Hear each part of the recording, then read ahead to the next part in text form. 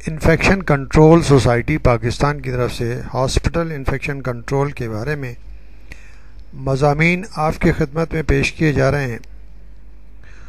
ہم بتانا چاہیں گے کہ ہینڈ واشنگ یعنی کہ ہاتھوں کو دھونے کے زرعی اصول کیا کیا ہیں اور ہینڈ واشنگ کا کیا فائدہ ہوتا ہے اور ہینڈ واشنگ سے ہم کس طرح مختلف بیماریوں سے بچ سکتے ہیں۔ ہاتھوں کی صفائی بہت اہم ہے۔ ہینڈ واشنگ کے لیے کہا جاتا ہے کہ hands are killers hands are healer, یعنی کہ ہاتھوں کے ذریعے ہی بیماری داخل ہوتی ہے اور ہاتھ ہی بیماریوں سے بچا سکتے ہیں۔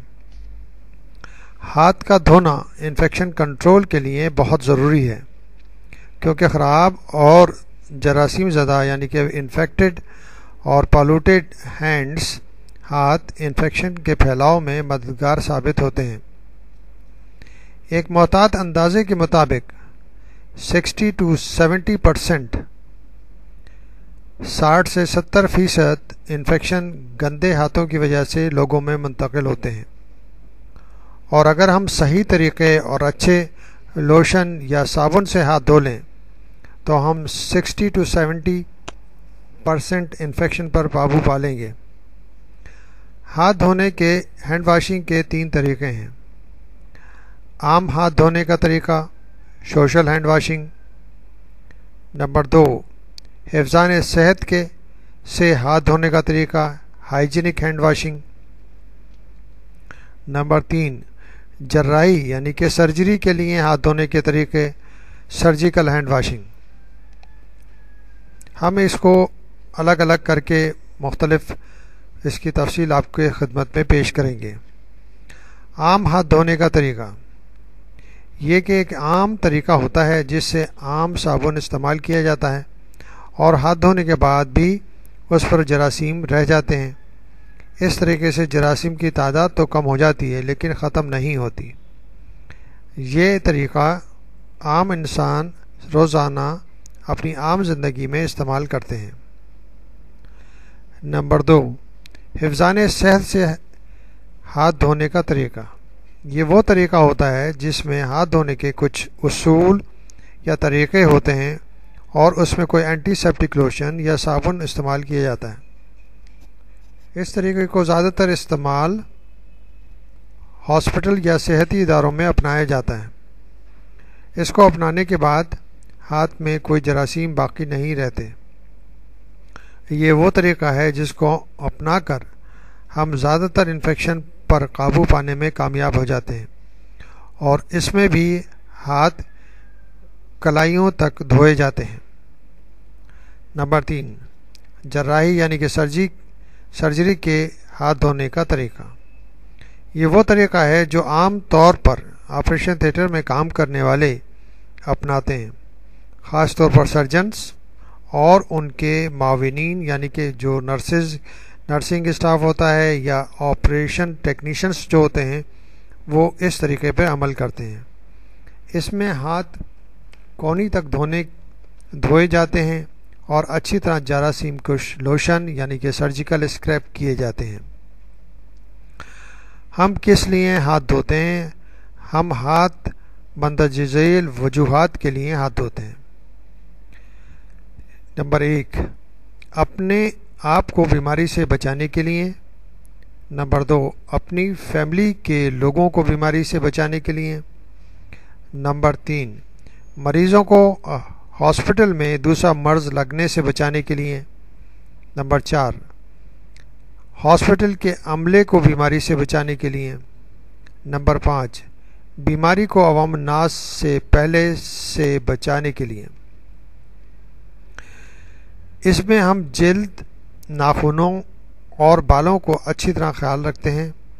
ہاتھ دھونے کے لیے ایک گہرے سنک کی ضرورت ہوتی ہے جس کی چوڑائی اور گہرائی لمبائی زیادہ ہو، جس میں ہلکا گرم پانی آتا رہتا ہو۔ اگر انسان کو عادت پڑ جائے تو ہاتھ دھونے میں 10 سے 30 سیکنڈ ہاتھ دھوئے جا سکتے ہیں۔ ہاتھ مندرجہ ذیل عمل کے بعد ضرور دھونے چاہیے۔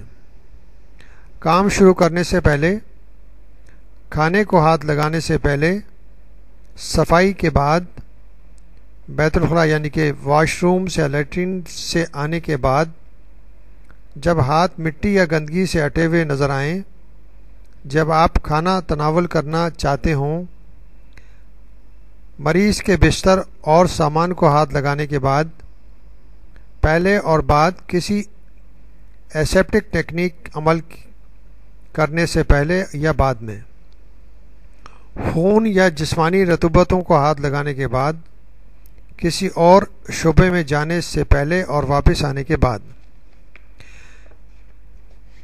ہاتھ دھونے کے زرعین اصول، ہینڈ واشنگ ٹیکنیکس، یعنی کہ یہ ٹیکنیک اگر آپ اپنائیں تو زیادہ تر یعنی کہ میکسیمم طور پر جراثیم ہاتھوں سے ختم ہو جاتے ہیں۔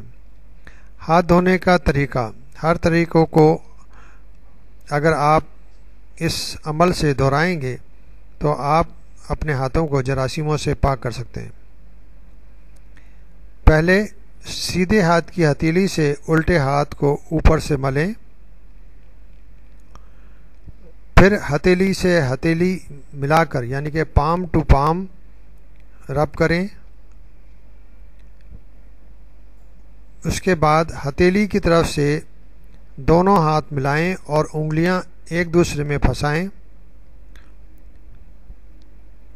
فنگرز انٹرلیس پام ٹو پام، اس طریقے سے آپ انگلیوں کے درمیان میں جراثیموں کو یعنی کہ ختم کر سکتے ہیں۔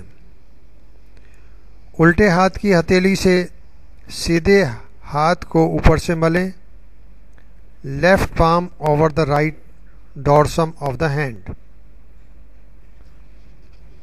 سیدھے ہاتھ کے انگوٹھے کو الٹے ہاتھ سے پکڑ کر ہاتھ کو گولائی میں گھمائیں۔ یہی عمل الٹے ہاتھ کے انگوٹھے کے ساتھ کریں۔ روٹیشنل ربنگ آف دا تھم، ایک ہاتھ کی انگلیوں کو دوسرے ہاتھ کی انگلیوں کے ساتھ ملا کر مٹھی بنائیں۔ Back of the finger to the opposing palm, اس طرح آپ ناخنوں اور ہاتھ کے پوروں کے جراثیموں کو ختم کر سکیں گے۔ سیدھے ہاتھ کی انگلیوں کو الٹے ہاتھ کی ہتھیلی پر حرکت دیتے ہوئے آگے اور پیچھے لے جائیں۔ یہی عمل سیدھے ہاتھ کی ہتھیلی پر پھر دہرائیں۔ Rotational rubbing of the palm, یعنی کہ اس طرح جو ہاتھ میں کریسز بنی ہوئی ہوتی ہیں، جو کریسز ہم ہتھیلیوں کے درمیان میں دیکھتے ہیں، اس میں جراثیم چھپے ہوئے رہ جاتے ہیں۔ اگر آپ اس طرح نہیں کریں گے تو وہ جراثیم ہاتھوں میں لگے رہ جائیں گے۔ تو اس طرح کرنے سے یعنی کہ پام کو انگلیوں سے رگڑنے سے جو ہاتھوں کی کریسز ہیں، ہاتھ کی لکیریں ہیں، ان سے جراثیم بھی صاف ہو جائیں گے۔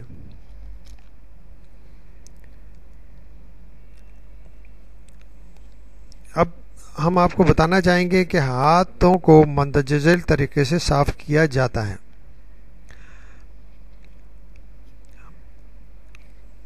جو عمل ہم نے آپ کو پہلے بتایا، اسی کو آپ دوبارہ بار بار ریپیٹ کر کے اور اس کو بہتر طریقے سے اپنا کر آپ اپنے ہاتھوں کو صاف کر سکتے ہیں۔ پھر دونوں ہاتھوں کو جب آپ پانی سے دھو لیں، صاف کر لیں، تو پھر ہاتھوں کو خشک کرنے کا مسئلہ رہتا ہے۔ خشک کرنے کے لیے ضروری ہے کہ اپنی ذاتی تولیہ استعمال کریں۔ اگر اپنی ذاتی تولیہ نہ ہو تو اور اگر خشک کرنے کے لیے ہاٹ ایئر کا انسٹرومنٹ آپ کے واش روم میں لگا ہوا ہے تو آپ اس کے سامنے ہاتھ لے جائیں گے تو گرم ہوا کے ذریعے ہاتھ خشک ہو جائیں گے۔ کچھ نہ ہو تو عام ہوا میں بھی ہاتھ خشک کیے جا سکتے ہیں۔ ہاتھوں کو پھٹنے سے بچانے کے لیے کوئی کولڈ کریم استعمال کی جا سکتی ہے۔ اگر پانی وغیرہ نہ ہو تو الکوہل استعمال کیا جا سکتا ہے۔